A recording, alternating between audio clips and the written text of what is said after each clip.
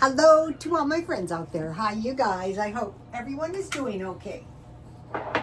Okay, this video is the 5 major ways to stockpile food. So you can use one way or you can use a combination of the ways. That's what I do. Okay, so number 1 way to stockpile food is meal by meal. So you can say, okay, there's 7 days to the week. I'm going to stockpile an extra meal, like buy a big jar of spaghetti sauce and have spaghetti one night and spaghetti and chicken the next night. Number 2, you can go week by week. So you buy a week and then you buy 8 days. So you buy an extra day, or you go 5 days and then 2 days out of your stockpile, or you buy a stockpile for the weekend. Number 3 is 2 weeks. So it's kind of like grocery shopping. So what you're trying to do is increase the stockpile so you get an extra day, an extra week, an extra 2 weeks, and an extra month. And then there's the way of stockpiling one item at a time. Say a large item like sugar, meat. You saw the meat I bought yesterday. Coffee, butter, and canned goods. Okay, when you buy a canned goods, you can go 2 cans by 2 cans. That's what I usually do. Or you can buy a case at a time, but you can mix your case. Like 6 cans of milk and 8 cans of soup. That is 12, 16. 2 is, no, I added that wrong. No, 14. So 2 would be 2 times would be 28. And then the things you could go two cans are vegetables, fruit, 2 cans, chili, beef. So that's 4 things. Peanut butter, tuna, deviled ham, and macaroni and cheese, 2 cans. Chicken, Vienna sausages, pork and beans, spaghetti, whichever ones you like. Nacho cheese. I'll be right back. I just started that one. It's cold here. Okay.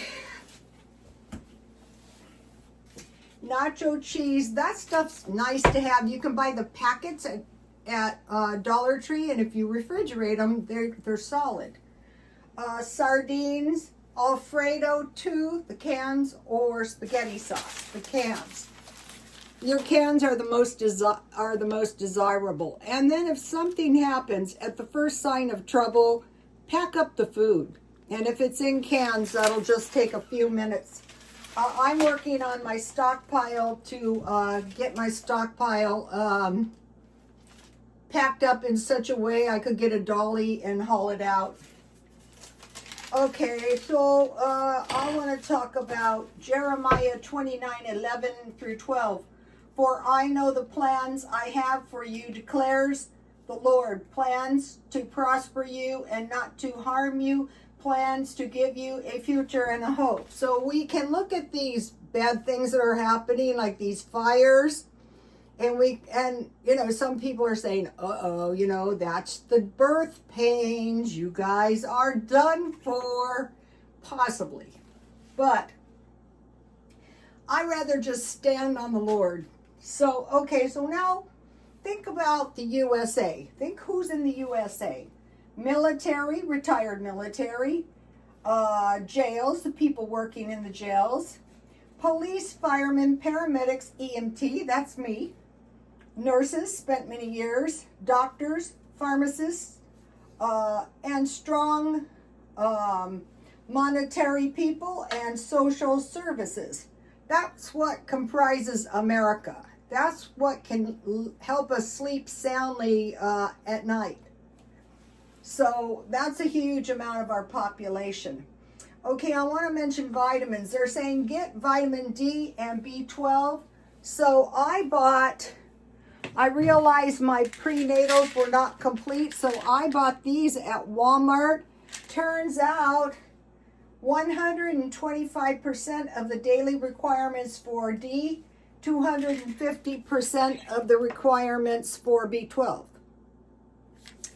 Mine is stay nice and healthy.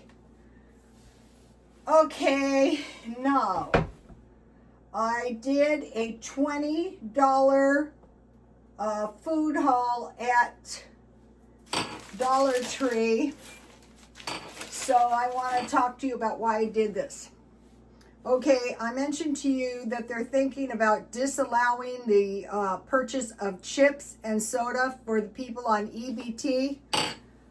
I don't think I agree with that. Like if you're living in a car and you have a big bag of chips and a large soda, you're going to be so much better than if you have, let me get the list.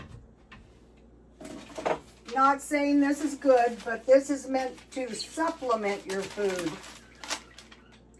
A pork loin, a small chub of goat cheese, a half a gallon of eggs, 1% milk, a large cabbage, 2 zucchinis, 4 beets, 1 mushroom, 1 sweet potato, a bag of new potatoes, fruit, a lot, and a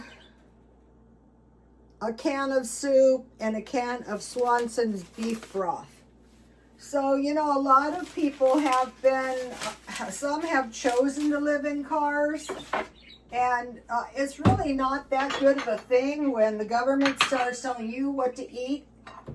That might not be the best thing for you. A lot of people don't even bother to go to the food pantry because of this. So I buy this at Dollar Tree. So what's going to happen is when they want to reduce the amount, they increase the price. So that is what I expect them to do. Thank you for the teapot, Audrey, and the creamer. This is peppermint tea. So I thought I stockpile 4 bags of chips. And I ate 2, and I have, because at lunch I eat sandwiches, and I like to eat chips with my sandwiches. Okay, so I bought, so where I buy this? A Dollar Tree. I bought 3 bags of regular chips. You can, so here they are, 3 bags of regular chips. And I bought, they don't always have the big ones, 3 bags of barbecue chips. If you're going to have a tuna sandwich, a lunch meat sandwich, a cheese sandwich, then, okay, so it would be a sandwich, a bag of, so like if you had one of those big bags of chips for $1.25, and a soda pop. Or lunch, if you have soup with a box of crackers and cheese, some kind of crackers, like bread. And then, okay, so I didn't buy soup. But then the next thing I bought, because I really like these, and I thought these are well worth stockpiling. They really are.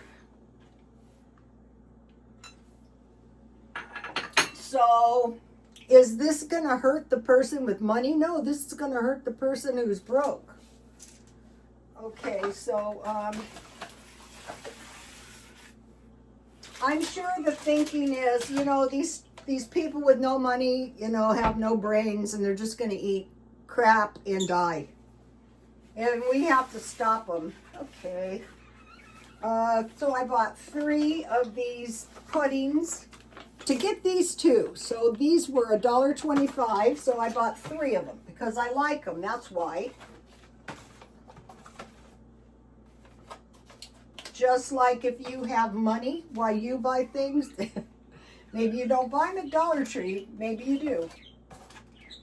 Okay, so those were $1.25, and then I found I like these. I bought 2 of these packages of corn because you can eat them right out of the container, and you know, no wasting. If some people don't have refrigeration. And then these are pretty good too. 2 of these boxes of vegetables. You can make a good pasta salad with those. And then I bought 2 of these packages of pineapple tidbits. Then you don't have the leftovers rolling around, but you can put the leftovers in here. And then I bought 1 tub of frosting for my birthday. So let's see. Okay, so that was $20.50. So that was a lot of food.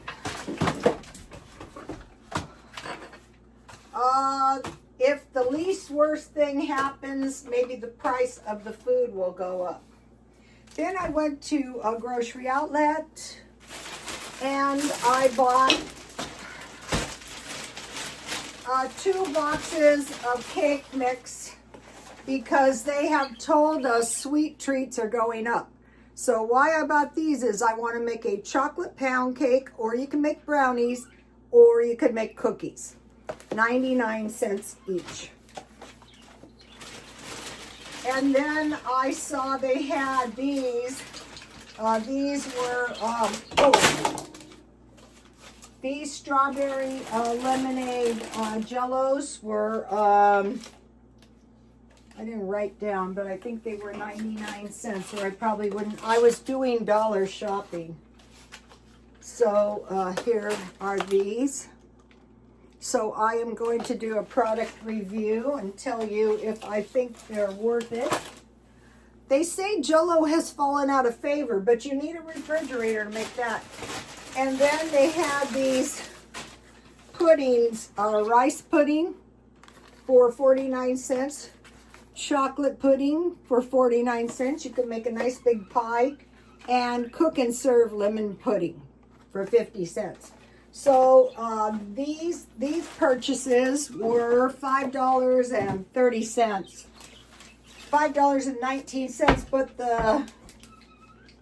the worst thing about that is I saved $22.29. So I think this is what we're seeing with the price of food going up. So now I'll come back to that.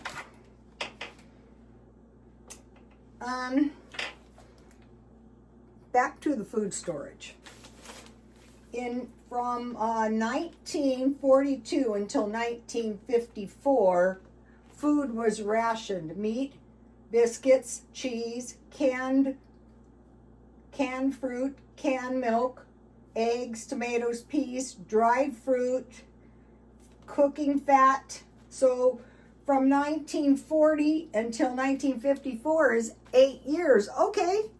That is after 1929 through 1939, 10 years was the Depression. 8 years we still had food rationing.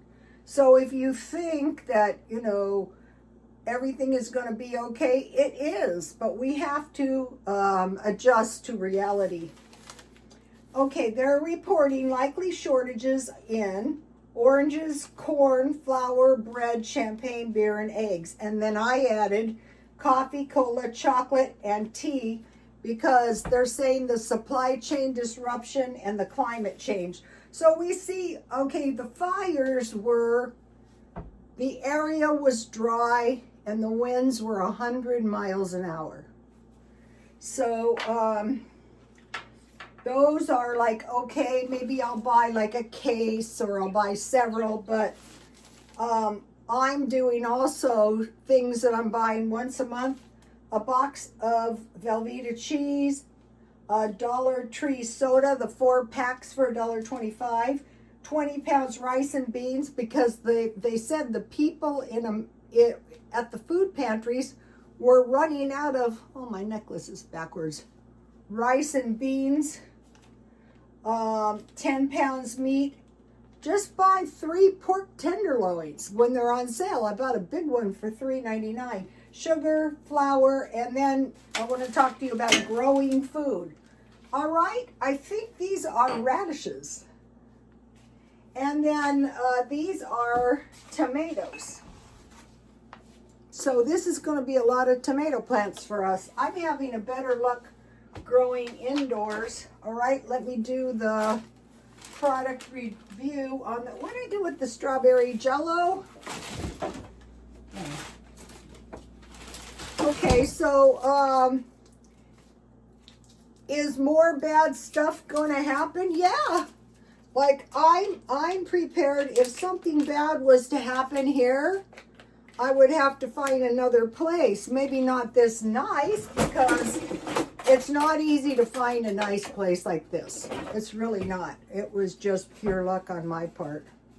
Strawberry lemonade.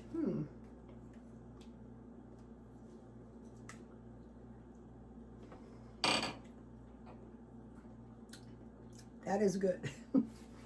Okay, now back to the food bank. I'm not ungrateful. Don't think I'm not. Today I got this really small apple and this really small tangerine. I'm going to eat this next. And then I bought one of these at the gym. Then Lenny and Larry's protein cookies. Well, turns out when I went to I bought this for $4. When I went to Grocery Outlet, they had them for $1. And I thought, wait a minute, before you stock up, let's try one, because some of the protein. That looks good. It's a big, huge peanut butter cookie.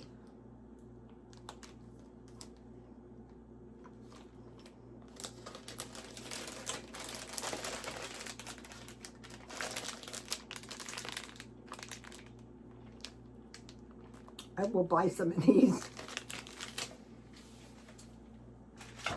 Okay, so now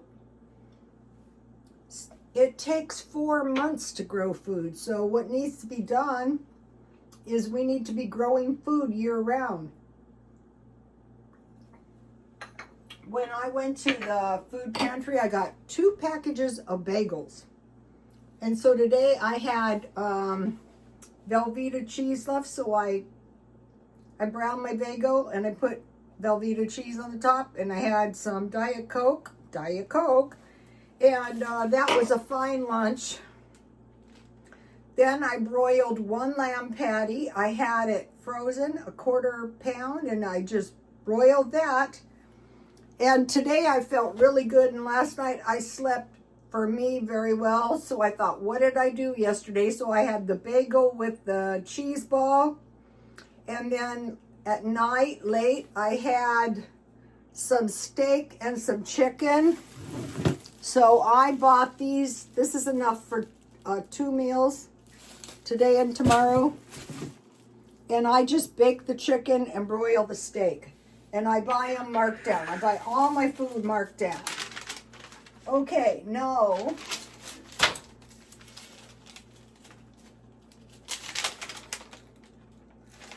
All right. So we know,